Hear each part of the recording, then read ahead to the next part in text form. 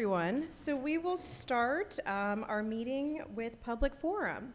So individuals who wish to address the board should state their name and address for the record, make their points as clearly and concisely as possible, and limit their comments to a maximum of 3 minutes, which may not be shared with or yielded to others.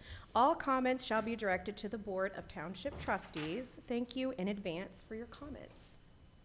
Does anybody have anything for public forum? Going once, going twice. Okay, we will move on to trustee comments. Dee? Oh, I get to start. Yeah. Okay, well, just a couple things. First of all, I just wanted to publicly thank our staff, particularly the event staff and the Anderson Area Chamber. Yesterday in this building, we had the Anderson Women's Event, it's called, and it was very well attended, and our event staff knocked it out of the park. It was so well run and made us all look so good, and so it was great, and a lot of great information. I think women are excited about it. It was the first ever, so hopefully people would attend again next year. So I just wanted to mention that. Very nice.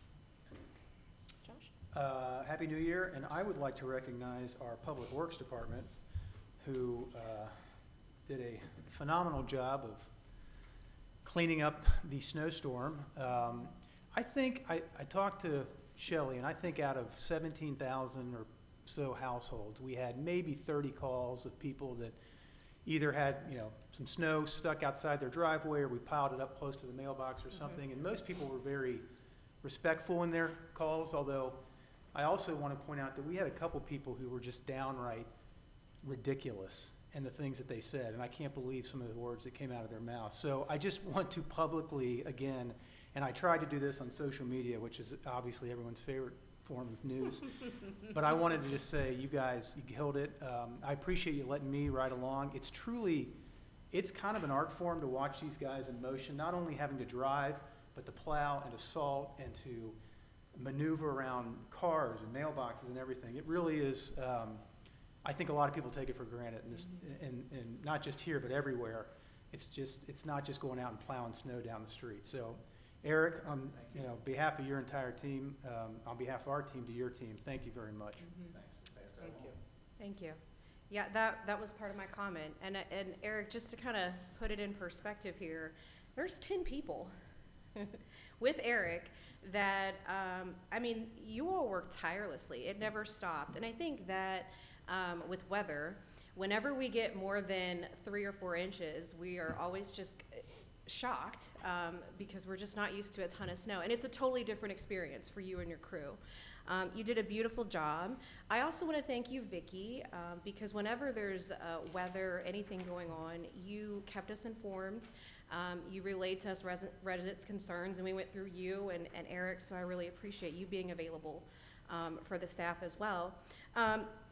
But just to kind of, something I wanted to bring up was just the reminder that was posted on the website. Because when there is a ton of snow, I think it can be forgotten about your cars being on the road, how much harder that is, how it's easy for them to be damaged with the plows coming in, the salt and all of that. There are 475 cul-de-sacs in the township, and so the patience of everybody waiting for their cul-de-sacs and the fact that they were almost all, I believe, gotten to, so appreciative of that. But also that there are 123, I think, miles of roadway that the county maintains, not us, and ODOT as well with Beachmont, and about, I think, 19 miles of highway there. So the other thing that I wanted to mention is that Josh did make a post, as well as Steve, thank you for posting, that we are looking for alternates for Zoning Commission and BZA. I do appreciate everyone that sent in an email of interest or application. I think we have received several applications, so we are looking, if you are still interested, send your letter of recommendation and resume to Steve by tomorrow, I believe, by Friday, so that we have time to review them all and set up interviews. Okay. Brian, fiscal officer. Well, I was going to start with commending the Public Works as well. thought they did a really good job. And I was walking into church on Sunday, and one of the greeters said, "Hey, good job clearing all the roads." And I kind of chuckled because Eric and his team are the ones doing all the work, and so I accept the thank you on their behalf. So you have the financial reports in front of you. So these are the 12/31, the end of the year financial reports. The general fund finished the year higher than it started, and total funds also. So we spent less than we took in, so that's good. I was going to give you an update on the new accounting software. We're making some progress. They're taking our data and working with it, so we don't have a go live date yet, but it's progressing. And we also engaged Bonefish, and that one will be a little closer. We'll start that one before the accounting software, and we've transitioned the investments to Red Tree now. Everything's out of Huntington and Fifth Third and over to Red Tree, so that's started. Those are the updates, and then the only thing that needs approval is the November 7th meeting minutes. I move to approve the minutes of November 7th, 2024. Second. Mrs. Stone? Yes. Mr. Girth? Yes. Mrs. Lawston? Yes. Thank you, Brian. You're welcome. I'm glad to hear things are moving along with the new software. It's going to make things easier for everybody. Well, the staff are doing some trainings on it, so they're getting a look at what it's going to be, and so I'm hearing some good things. Nice. It'll be a big improvement. I'm excited for that, for everybody. And Thank the you. reports will look a little bit That's better. really They'll look easier for you to read. I'm really excited about that part. Okay, thank you, Brian. Moving on to our law director, Margaret Comey. Anything? No report this evening. Thank you, Margaret. Finance, Tammy, anything? Thank you, Tammy. Okay, planning and zoning, Paul. Hi, Paul. Good evening. Tonight we have a resolution, a nuisance resolution for your consideration. This is for property located at 1542 Turquoise Drive. It's per Ohio Revised Code Section 505.87 for the removal of garbage and trash on the side of the house. We've been working with the occupants of this and the family of the estate of this property to remove their garbage since about October. We've been very patient. We've not seen any efforts to take out the trash, so we're requesting a nuisance resolution. So, sorry, just a quick question. So before the snow, is there stuff under the? There is. It is Like in hard the- to tell yeah. on the, and you can tell from this. These pictures were taken 2 days ago, and they've made no effort to. There's no tracks in the snow or Okay. anything to even move that. So the house is occupied by one of the family members.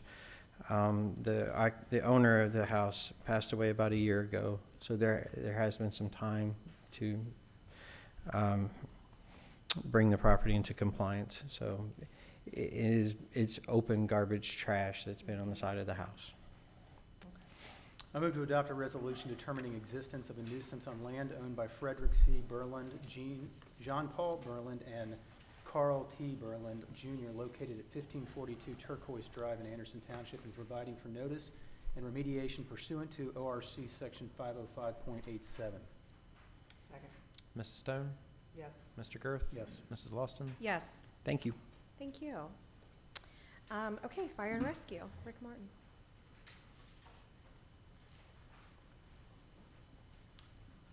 Good evening. Good evening, Chief.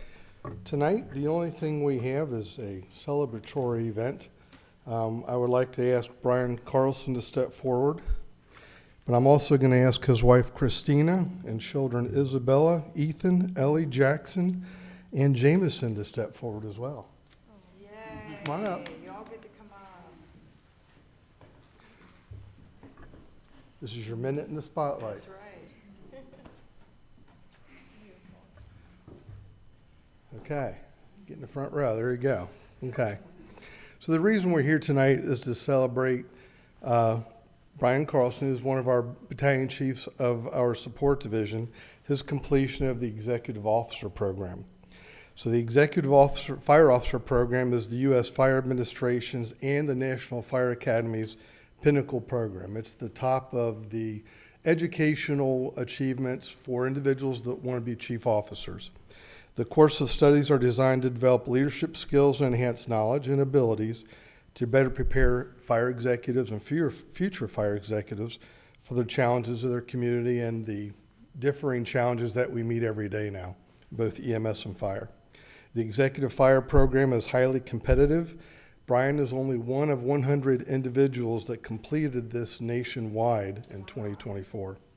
The program requires significant commitment of time and energy from participants as well as their families. That's why I asked them to stop up here as well.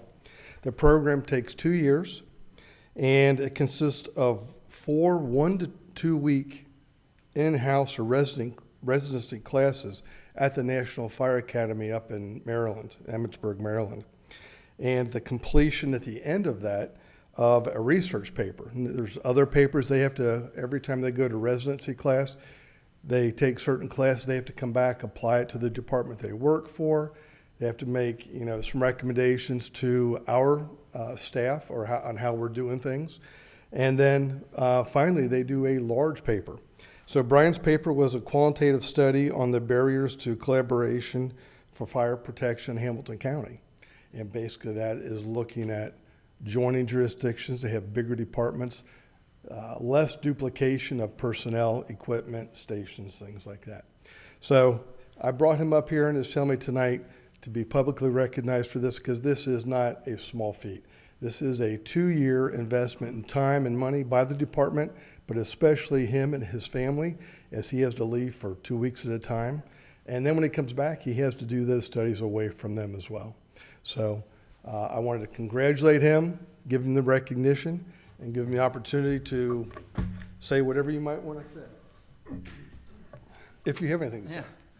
I'd like to thank my family for their support, especially my wife, Christina. When I was gone for 2 weeks at a time, she had her hands full.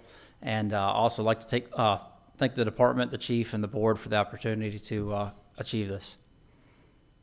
Congratulations. Thank you. Congratulations. Thank you. Congratulations.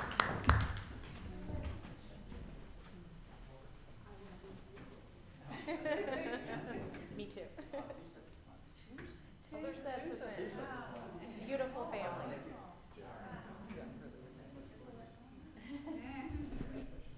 Two sets of twins. So it's the 2 boys. That's all from the front. Thank you. Thank you for sharing that with us and recognizing Brian publicly. You have a beautiful family, and what an asset you are to this community and this department. We appreciate you. Thank you. Yeah, thank you. Yeah. Josh has twin boys and I have twin boys, so they're near and dear to our hearts. Sometimes. Sometimes. Wonderful. Okay. Sheriffs, District 5, Lieutenant Downing. I can come up with. Yeah. Yeah, that'd be great. I'm not asking for money, so I. Come on down. Okay, then. We did that last year. Yeah, right. Good evening. So I've been in some exchange with you guys throughout the week about some of the events and some of the crimes and trends we've been seeing. We have been seeing a little bit of an uptick in vehicle thefts going back over the last few years. And then on Tuesday, January the 14th, we had a very attentive and vigilant member of our community contact the sheriff's office about some suspicious youths. Looked like they were going through tampering with vehicles in the neighborhood. So I'm very proud of my night shift crew. It was about 3 in the morning, and the first guy, Deputy Hayes Irwin, was on the way to the call and observed the 2 vehicles that the witness described. And of course, those cars took off from him. He followed them down Bowen and ended up on Arlington Avenue, where several juveniles fled from the vehicles. There was, we believe, 5 or 6 of them fled on foot. So they coordinated, the whole night shift crew coordinated a good response and kind of locked down the area. and a search ensued. We had several foot chases. We requested a drone operator and a canine handler and just really locked down the area, and were able to take 5 individuals into custody. So 4 of the individuals were charged with receiving stolen property for the cars that turned out to be stolen. 1 was stolen from Anderson Township, 1 was stolen from in the city of Cincinnati. We were able to recover those. Also recovered a firearm from one of the vehicles. One of the juveniles was too young to be charged with anything, so the other 5 or the other 4 were charged with that and obstruction of official business. So we've seen a little bit of an increase in this, and the vast majority of these is unlocked vehicles. A lot of times the keys or key fobs are left in the vehicles. We believe, potentially push button starts are causing a little bit of an increase in this. It's easy to leave your key fob in the car, and if your car's not locked, we're seeing people get in cars, check around, try the ignition, move on to the next one. Is that what happened in this case? This car that was stolen from in Anderson was that was the case. The car that was stolen out of the city of Cincinnati's ignition was peeled, but it had all windows intact. So I would highly encourage our residents to lock your vehicles. Make sure you remove the keys. Make sure you remove the key fobs, and that will drastically, these are dangerous situations for our officers when they show up. A lot of times a chase ensues, and we don't ever want to turn a simple property crime into a case where a member of the public gets hurt or a member of the sheriff's office or somebody gets hurt. If you can help us out with doing that, and the residents can help us out doing that, it would be huge. But I also want to thank the township. I think you guys are doing a great job. We feel your support. We feel the support of the residents. We've got the plate reading cameras. We've got personnel on the streets. The voters have backed us, and this is a great place to be a public safety employee. I can tell you that. I've worked several other places, and you guys are doing it right. If the neighborhood watch or your HOA wants a class, wants some crime prevention tips, we've got a crime prevention officer that would be happy to come out and help out. More questions like that, the Citizens Patrol Academy is put on by the Community Resource Officer. That's coming up. We're taking applications for that. But we're doing everything we can to combat this, and the public here is great. The residents are very vigilant. They call us when they see something suspicious. They share pictures and videos with us. They can also register their cameras. If you have surveillance cameras or Ring cameras, you can register those by going to connecthamiltonco.org and call the district, call the sheriff's office. We'll give you more information on that. But that helps us know where the cameras are. When bad things happen, we can call people up and say, hey, did you get footage of this? And it'll help us out. But we're doing as much as we can. I know the public and you guys are doing the right things, and that's the reason we've got arrestees to put on the report. These are happening in every community, but if you don't have the personnel or the tools, then it's persons unknown, and you may or may not catch them. But fortunately, between the community and the township and the night shift crew we had on January 14th, we got to lock some people up, and that's great. So, speaking of locking people up, so first I appreciate you acknowledging the resources that we have out here. I mean, this board, everyone spends a lot of time trying to think about how we can be proactive, and so the cameras, investing in the personnel and the things that we've done, I appreciate it. And our relationship with you guys has been phenomenal for years. Once you do your job, once our residents are vigilant and they catch these people or these offenders, what happens then? And I think that's the question we also get is, do they actually get locked up? Or is this just a cycle that unfortunately the system can't control once they are arrested? Well, I can tell you, everybody went to jail that night. What happens with the process and the trial, we'll bring as much evidence as we can. We also really need our victims to show up to court to see it through. But I will tell you, the courts are not handing down enough deterrent to prevent all these from happening. You really still need to be the guardian of your own galaxy, so to speak, and sort of we're never going to incarcerate all the vehicle thieves out there. But As far as the court system, I can't really speak on what kind of sentences are being handed down, the housing, the housing in the Justice Center, or, that's really not my place to speak on. And I don't want to step on any toes there. But we're doing the best we can. I'm sure the downtown justice system is doing the best they can with the situations that they have to deal with as well. Thank you. Thank you for all of that. And I do think, Josh, that point brings out that there are other caveats here that are out of our control. And so I appreciate the call out to reminders of what we can control, being vigilant, see something, say something, not being lax about leaving things visible, even in, SUVs now, the trunk is, you can see right in it, making sure you take a peek of what's in there. I also appreciate the reminder about registering the cameras and your offer to speak to HOAs, because it's alarming for residents. And any one of us that have had an incident in the past, it's unsettling. You just, Sure. you feel really shook up. It's stressful. So I do appreciate your attention to this and following up with us as well. Sure. I just have one comment, because you said in one of the cars, there was a firearm, Yes. and that's very concerning. Yes. Because if it does involve, the chase turns into something way bigger, Sure. so. Yeah. that's- Prevention is key Exactly. for Yeah. as much as we can, because you're right, there is a safety risk for the officers, neighbors. Yeah. So if you're gonna do that, you need to lock your car or take the firearm out. And speaking of prevention, we have no way of knowing, but we are very positive that we have prevented many of these. When plate cameras go off, these guys go to the areas where if a stolen car, a lot of times they'll catch them, chase them out of the township.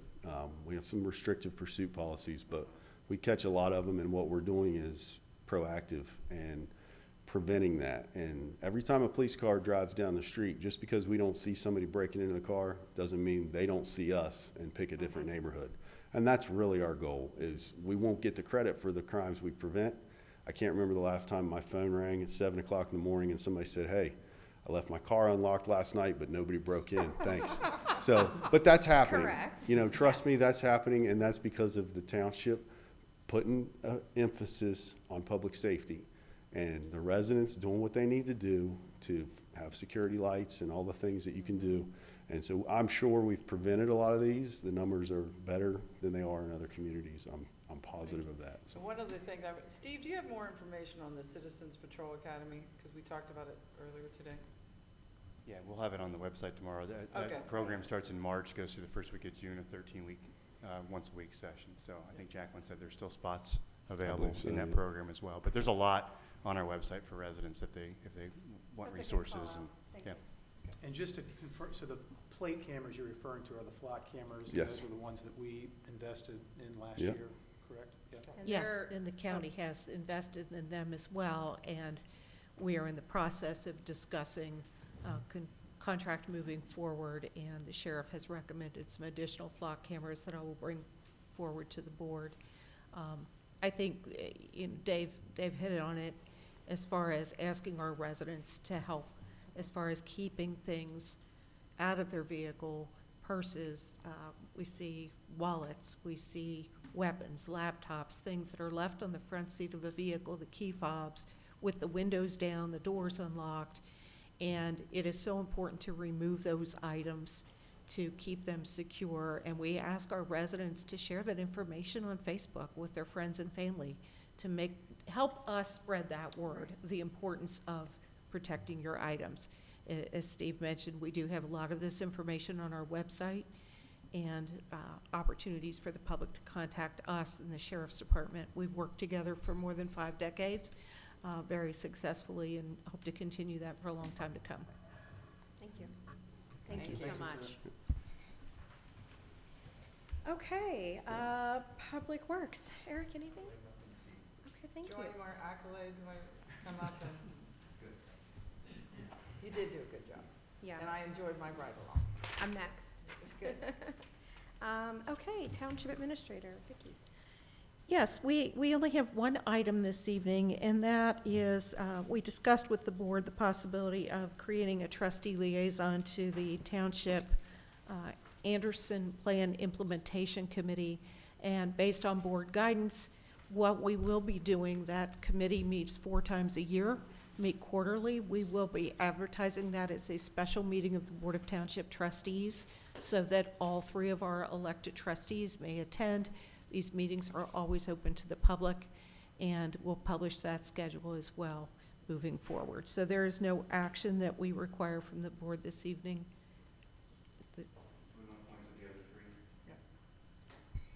The did other you 3 have the committees, motion in the there's a packet? motion in the Okay. packet, yes, sir, Thank yeah, you. for the other 3 Thanks, committees. Steve. so, Okay. yeah. I move to appoint Lexi Lawson as trustee liaison to the Anderson Township Tree Committee, Lexi Lawson as trustee liaison to the Anderson Township Green Space Advisory Committee, and Dee Stone to Anderson Township Senior Center Advisory Committee for 2025. Second. Mrs. Stone, Yes. Mr. Girth, Yes. Mrs. Lawson. Yes. Thank you. That's all we have this evening. I feel left out. I know, Well, really. You can have one of these. That's right. you've had many moments to shine. Okay. Our next regular monthly board meeting will be February 20th at 5 p.m. The public portion will be at 5:30. You can visit our website to confirm. And now I move to adjourn the meeting. Second? Mrs. Stone, Yes. Mr. Girth, Yes. Mrs. Lawson. Yes. Thank you. Thanks, everyone. Great, thanks Good evening. everyone for coming. Congratulations.